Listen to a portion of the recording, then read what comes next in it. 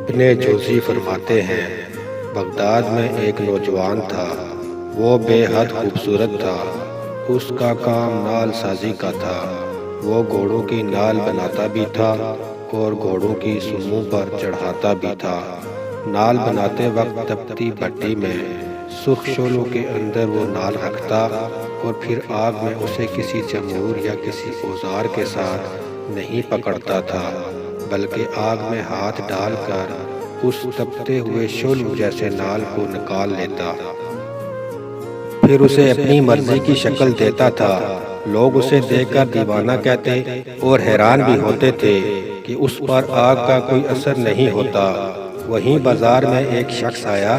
جب اس نے سارا ماجرا دیکھا تو اس نے تجسس سے اس نوجوان سے پوچھا کہ اسے گرم لوہا پکڑنے سے کیوں کچھ نہیں ہوتا۔ اس نوجوان نے جواب دیا کہ وہ جلدی میں لوہے کو اٹھا لیتا ہے اور اب اس پر ایسی کیفیت طاری ہو گئی ہے کہ میرا ہاتھ اسے برداشت کرنے کا عادی ہو چکا ہے اور اسے کسی چمور یا پلاس وغیرہ کی ضرورت نہیں پڑتی۔ اس شخص نے کہا کہ میں تیری بات کو نہیں مانتا، یہ تو کوئی اور ہی بات ہے۔ اس شخص نے دل میں سوچا کہ یہ تو کوئی بہت ہی پہنچا ہوا پرہیزگار آدمی معلوم ہوتا ہے۔ چنانچہ اس نے کہا کہ تمہیں قسم ہے اس خدا کی جس نے تمہیں یہ کرامت عطا کی ہے، میرے حق میں کوئی دعا کر دو۔ لوہار نے جیسے ہی یہ باتیں سنی اس پر گریہ طاری ہو گیا اور وہ کہنے لگا کہ میرے بارے میں جو تم سوچ رکھتے ہو ویسا نہیں ہے۔ میں نہ تو کوئی متقی ہوں اور نہ ہی صالحین میں میرا شمار ہوتا ہے۔ آنے والے شخص نے کہا کہ یہ کیسے ممکن ہے کہ اس طرح کا کام تو اللہ کے نیک بندوں کے سوا کوئی کر ہی نہیں سکتا۔ اس نے جواب دیا کہ تم ٹھیک کہتے ہو، مگر میرا ہاتھ ایسا کسی اور وجہ سے ہے۔ جب اس شخص نے بہت زیادہ اصرار کیا تو وہ نوجوان بولا، ایک دن میں اسی دکان میں کام کر رہا تھا کہ ایک بہت حسین خوش دام عورت کہ اس سے پہلے اتنی خوبصورت عورت میں نے کبھی نہیں دیکھی تھی، میرے پاس آئی اور کہنے لگی کہ میں بے حد غریب اور مفلس ہوں۔ میں اسے دیکھتے ہی اس کا عاشق ہو گیا اور اس کے حسن میں گرفتار ہو گیا۔ چنانچہ جب اس نے مدد کی درخواست کی تو میں نے اس سے کہا کہ اگر تو اپنا جسم میرے حوالے کر دے تو میں تیری ہر ضرورت پوری کر دوں گا۔ یہ سن کر اس عورت کا پورا جسم لرز اٹھا اور ایک بہت ہی عجیب و غریب کیفیت طاری ہو گئی۔ وہ کہنے لگی، اے مرد خدا، اللہ سے ڈر، میں اس کماش کی عورت نہیں ہوں۔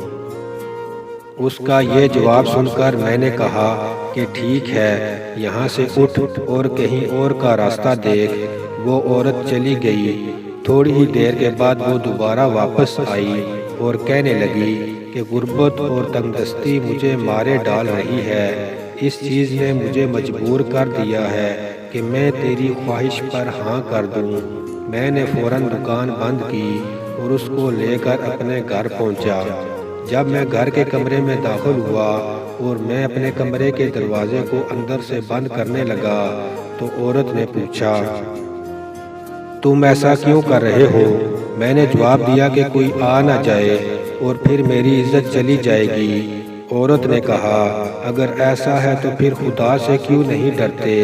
جب میں اس کے جسم کے قریب ہوا تو اس کا جسم اس طرح لرز رہا تھا جیسے ہوا کی زد پر آئے ہوئے پتے ہلتے رہتے ہیں اور اس کی آنکھوں سے آنسوؤں کی جھڑیاں بہہ رہی تھیں۔ میں نے اسے کہا کہ تو یہاں کس سے ڈر رہی ہے؟ تو اس نے کہا، اس وقت خدا ہم دونوں کو دیکھ رہا ہے تو میں کیوں کر اس کا خوف نہ کھاؤں؟ اس عورت نے بہت ہی گڑ گڑا کر کہا کہ ہے مرد خدا، اگر تم مجھے چھوڑ دو تو میں وعدہ کرتی ہوں کہ خدا بند عالم تیرے جسم کو دنیا اور آخرت دونوں جہاں میں آگ کے شعلوں سے محفوظ رکھے گا۔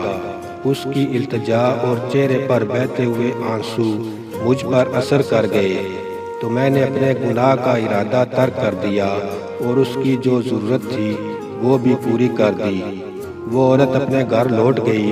اسی رات میں نے خواب میں دیکھا کہ ایک بزرگ خاتون جس کے سر پر یاقوت کا چمکتا ہوا تاج ہے، مجھ سے کہہ رہی ہے کہ اللہ تمہیں جزائے خیر دے۔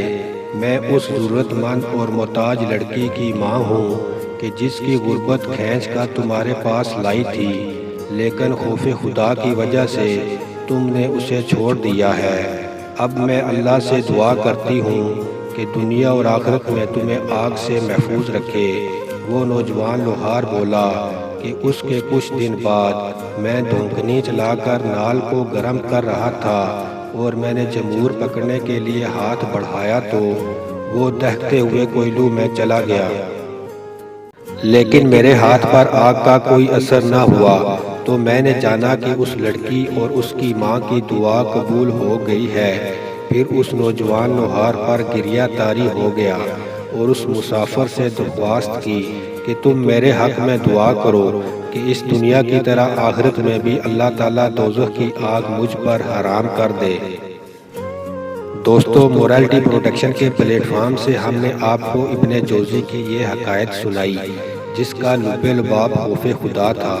اگر آپ کو یہ حقائق پسند آئی ہو تو اسے لائک کر کے فیس بک اور واٹس ایپ کے ذریعے زیادہ سے زیادہ لوگوں تک شیئر کیجیے، اور ایسی ہی ویڈیو فیوچر میں حاصل کرنے کے لیے سبسکرائب اور بیل آئیکن کے بٹن کو پریس کر کے مورالٹی پروٹیکشن کا حصہ بن جائیے۔